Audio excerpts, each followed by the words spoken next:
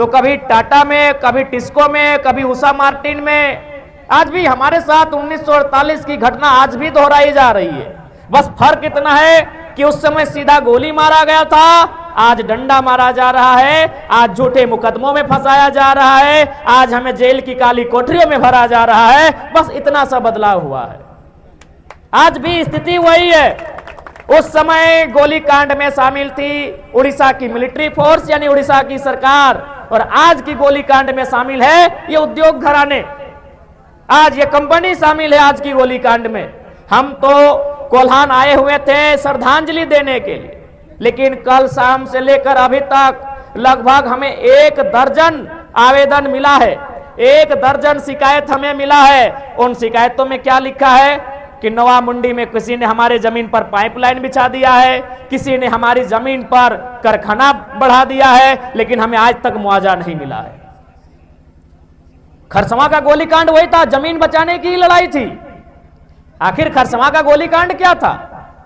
खरसवां का गोलीकांड था जमीन बचाने की ही लड़ाई थी कि वे लोग खरसवां का हिस्सा उड़ीसा में मिलने नहीं देना चाहते थे। क्या था खरसवां का गोलीकांड? जमीन बचाने की ही लड़ाई थी, भाषा संरक्षण की ही लड़ाई थी, स्वाभिमान अस्मिता की ही लड़ाई थी। यही थी ना? क्या था भाई खरसवां गोलीकांड? यही था कि हम अपनी जमीन को उड़ीसा में नहीं मिलाएंगे। लेकिन आज हमारी जमीन टिस्को में मिल गई, कहीं टाटा में मिल गई, कहीं उषा मार्टिन में मिल गई, लेकिन आज हमें कुछ नहीं मिला। आज बहुत सारे मीडिया वाले भी बैठे हैं, हमसे कहते हैं कि आप उद्योग के विरोधी है क्या? नहीं, हम उद्योग के विरोधी नहीं है, हम कंपनी फैक्ट्री के विरोधी नहीं है। हम बस ये चाहते हैं कि जिनकी जमीनों में फैक्ट्री है, जिनकी जमीनों में कंपनियां हैं, उन रैयतों को 3rd और 4th ग्रेड की नौकरी आजीवन मिलना चाहिए जब तक कंपनी और फैक्ट्री रहेगी। कोई उद्योग के विरोधी नहीं है भाई। ये कुर्ता उद्योग से बनता है, ये जींस उद्योग से बनता है, ये मोबाइल उद्योग से बनता है, ये माइक उद्योग से बनता है, ये रुमाल उद्योग से बनता है। उद्योग का विरोधी कोई नहीं है। बस हम कुछ सुधार चाहते हैं, हम कुछ परिवर्तन चाहते हैं, और वो परिवर्तन मामूली है। आज टाटा की बात करिए, आज टाटा का संपत्ति 20 लाख करोड़ रुपया है। आज टाटा का पूरी दुनिया में नाम है, अच्छी बात है। लेकिन मेरा एक सवाल है कि जिन लोगों को टाटा ने जमीन देकर बसाया था, क्या आज उनके पास 2 करोड़ की प्रॉपर्टी है? तो मेरा तो बस एक रिटर्न सवाल है हमारा।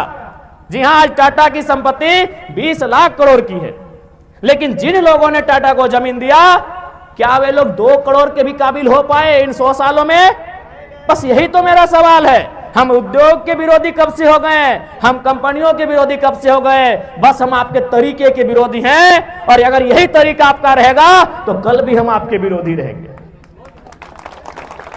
आज बहुत सारे लोग कहते हैं कि जयराम महतो जिन बातों को उठाते हैं वो बातें पूरी नहीं हो सकती है। जयराम महतो जमीन वापसी की बात उठाते हैं, जयराम महतो रैयतों को पीढ़ी दर पीढ़ी दर नौकरी करने की बात करते हैं। अरे कम से कम हम उठाते हैं तो मेरे बाद अगला पीढ़ी को स्मरण तो रहेगा कि हाँ क्या बोल के गए हैं। आज अगर 1907 में जमीन देने वाले बोल के जाते कि यहां से यहां जमीन हमारी है, तो आज 2024 में ही मालूम होता कि वो जमीन हमारी है। आपने बोला नहीं, इसलिए आज भूल गए हैं। आज जयराम महतो कम से कम बोल रहा है तो इसके बाद वाली पीढ़ी को भी जानकारी में रहेगा कि जयराम महतो क्या बोल के गए हैं। लड़ाई चलती रहेगी।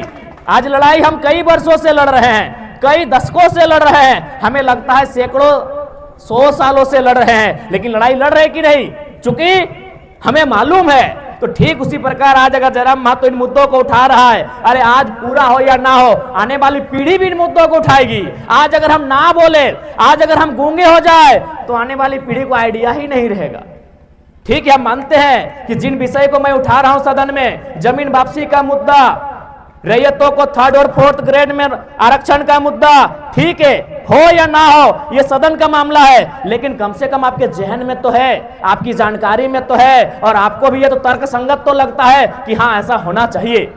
मेरे बाद कोई और उठाएगा, लेकिन आज अगर जयराम महतो ना बोले तो मेरे बाद कौन बोलेगा फिर?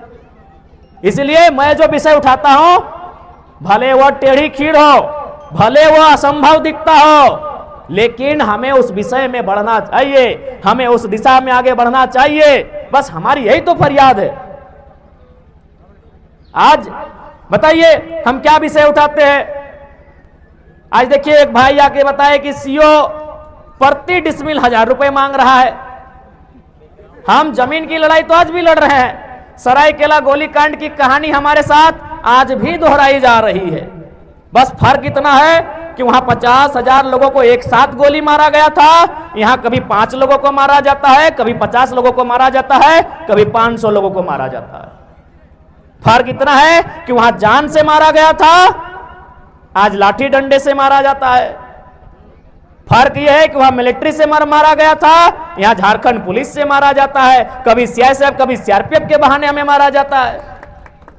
बस यही फर्क है कि इस बार हमारे जान नहीं लिया जाता है, हमारी जान को बख्श दिया जाता है। बदले में हमें कानून के कुछ दांवपेच में उलझा के रख दिया जाता है, हमें डरा धमका के रख दिया जाता है और हम पीछे हट जाते हैं। इसलिए आज हमें लगता है झारखंड की जनमानस को एक पुनः उलगुलान की आवश्यकता है। आज देखिए अभी स्टूडेंट वो 15 सालों से 10 सालों से किसी एग्जाम की तैयारी करते हैं। जब उनको लगता है कि नहीं हमारे साथ धोखा हुआ है, वो कभी सड़क जाम कर देते हैं, कभी आगजनी जैसी घटनाओं को अंजाम देने से पीछे नहीं हटते हैं, तो बहुत सारे और घटनाओं को अंजाम दे देते हैं। जबकि वो नौकरी की तैयारी 10 साल से करते हैं ना। यानी जो युवा जो स्टूडेंट 10 साल से नौकरी की तैयारी कर रहे हैं, उनके अंदर इतना गुस्सा है, तो ये जमीन बनाने में हमें कई पीढ़ी लगी है, हमारा गुस्सा कितना होना चाहिए। अरे भाई, जबकि वो नौकरी उनकी गारंटी नहीं है। कोई युवा जो आज तैयारी कर रहा है, अच्छी बात है, वो स्टूडेंट है, वो पार्टिसिपेट किया है, लेकिन क्या वो गारंटी है कि वो नौकरी उसको मिलेगी? लेकिन वो जमीन हमारी गारंटी है, तो हमारा गुस्सा कितना होना चाहिए।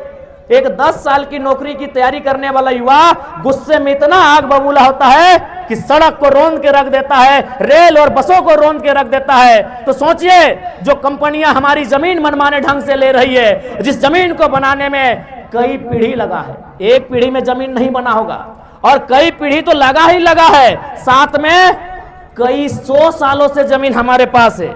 अरे नहीं करने से भी कम से कम मुगल काल से तो जमीन हमारे पास है, अंग्रेज काल से पहले की जमीनें हैं, ये तो सभी जानते हैं। यानी 300 से कम किसी का जमीन नहीं है, 400-500 साल से कम का जमीन किसी का नहीं है। तो 10 साल में जो नौकरी की तैयारी करने वाला युवा गुस्सा हो सकता है, तो 500 साल की हमारी जमीन है, हमें कितना गुस्सा आना चाहिए, उन किसानों को कितना गुस्सा आना चाहिए, उन रैयतों को कितना गुस्सा आना चाहिए कि नहीं आना चाहिए। लेकिन बात यहां यह है ना कि सिस्टम ने इतना नोचा है कि किसान बोलता है छोड़ दो, एक दिन तो ऐसे मरेंगे, क्या है लड़ाई झगड़ा करने वाले हैं, छोड़ दो, जो होगा हमारी तकदीर में ही ऐसा है।